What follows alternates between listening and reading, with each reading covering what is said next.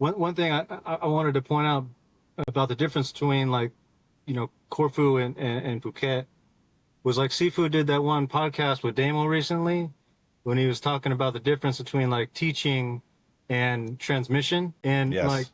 of course, there's teaching, and transmission within the workshop in Phuket, right? But it seemed like there was more of a chance for the transmission, like in person in Corfu, than there was. And my knowledge of that is very limited. But I was kind of wondering what you think of like the teaching style and that particular thing, in Corfu versus Phuket. Yes. Well, this process has continued where, when we were at the camp in Milwaukee, we both were like, gosh, man, Sifu is just in great finds, like amazing spirits. Like you could just, we could just sense. And maybe it's just, something that we picked up on because, it's how his energy is interacting with ours or, what have you. But there just seemed to be a really bright jovialness to him, except for maybe that one day.